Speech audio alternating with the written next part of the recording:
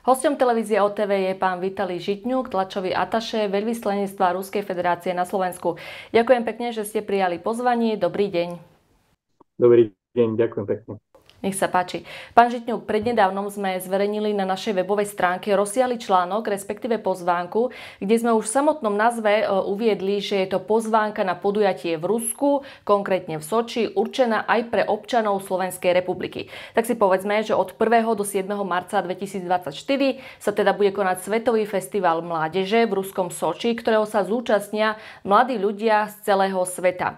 Kým dôjdeme k podmienkam samotnej účasti, najskôr si povedzme niečo konkrétnejšie, o aký festival sa jedná a aké sú jeho ciele. V podstate áno, máte pravdu. Bude sa konať festival mládeže v Soči na začiatku marca. A hlavným cieľom tohto festivalu je spájanie mladých a aktívnych ľudí z celej planéty, ktorí budú budovať spoločnú budúcnosť. Spravodlivý, multipolárny svet, ktorý bude založený na spolupráci a hľadaní rovnováhy záujmov. V rámci rôznych spoločných aktivít sa mladí ľudia budú stretávať, komunikovať, hľadať spoločné riešenia a kompromisy a učiť sa vzájomnej interakcii. A cieľom festivalu je tiež oboznámiť ruských a zahraničných mladých ľudí s veľkými príležitosťami, ktoré im ponúka naša krajina. Budeme sa delať o to najlepšie z ruského hodnotového modelu a kultúry a radi sa dozvieme aj to, čím žijú mladí ľudia v iných krajinách, prípadne napríklad na Slovensku. Je to festival, ktorý má už dlhšiu tradíciu, nie je to teda prvý ročník. Aká je jeho história? Ako prišlo k tej myšlienke spájať mladých ľudí naprieč celým svetom? V podstate náš festival mládeže naozaj vychádza z tradícií festivalov mládeže a študentov, ktoré v našej krajine niekoľkokrát organizovala Svetová federácia demokratickej mládeže, napríklad v rokoch 1957 a aj 1985 v Moskve, ako aj v roku 2017 v Moskve a Soči. V podstate tieto pozitívne skúsenosti s organizovaním takýchto rozsiahlých podujatí uplatníme aj v roku 2024. Ale chcel by som však zdôrazniť, že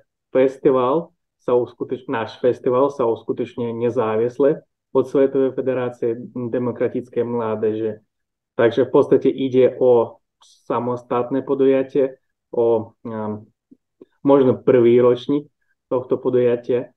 A ako som povedal, cieľom je spájať mladých ľudí po celom svete. Máme už informácie od organizátorov, koľko účastníkov alebo koľko štátov sa už registrovalo? Viete čo, takže viac ako 10 000 cudzincov z viac ako 180 krajín sveta. Neviem, či som vás prekvapil, ale však je to obrovský počet, podľa môjho názoru. Už som v úvode spomenula, že sa festivalu môžu zúčastniť aj slovenskí občania. Aké teda musia spĺňať podmienky? Myslím si, že je tam vekové obmedzenie, ak sa nemýlim. Áno, máte pravdu. Samozrejme, že sa môžu zúčastniť a do súťaže sa budú môcť zapojiť mladí Slováci z rôznych odvetví vo veku od 18 až do 35 rokov. Ale okrem vekových obmedzení nie sú stanovené žiadne iné. Tento festival má určité témy a programové bloky. Spomenuli ste aj oblasti. Aké budú mať tohto roku? Približte nám, ako to bude celé prebiehať.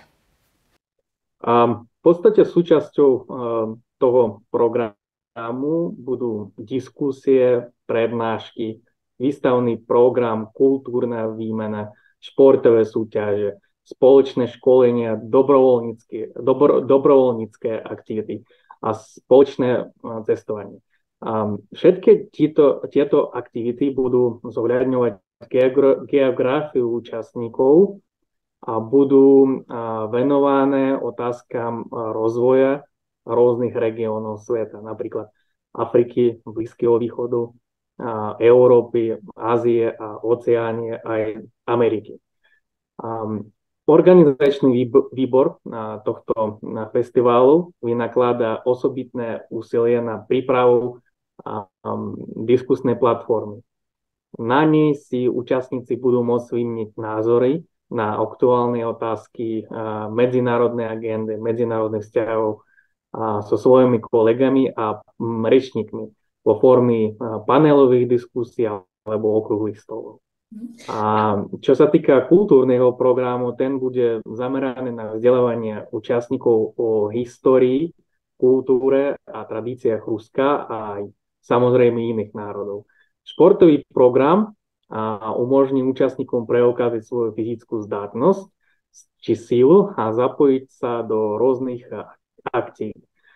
Ale chcel by som upozorniť divákov na to, že už na našej aj na vašej webovej stránke bola zverejnená prezentácia a v podstate všetky podrobnosti o témach, o aj programových blokoch môžete nájsť v tejto prezentácii. Aké výhody by priniesla účasť slovenskej mládeže na tomto festivale?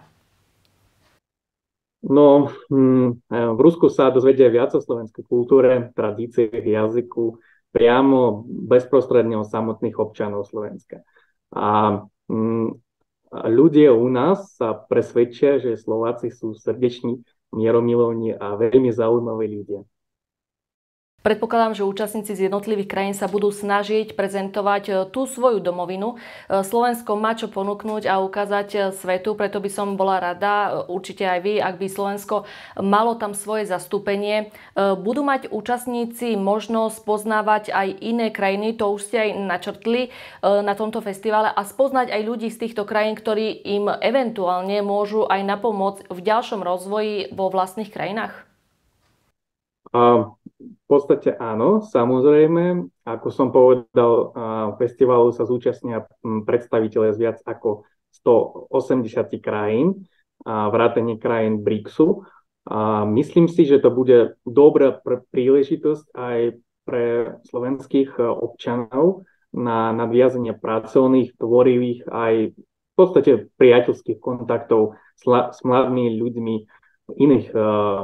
z iných kultúr, civilizácií, krajín, ktorí majú iné hodnoty, náboženstva a určite to podľa môjho názoru prispieje k vzájomnému obohateniu.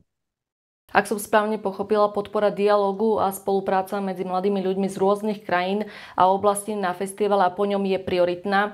Ako sa bude využívať moderná technológia a média na zlepšenie zážitku z festivalu a jeho šírenie, aby sme napríklad aj my na Slovensku mohli vidieť, ako to všetko celé prebiehalo? Svetový festival mládeže ako organizácia má svoj vlastný Telegram kanál, kde oni už teraz delujú nové informácie o podujatí.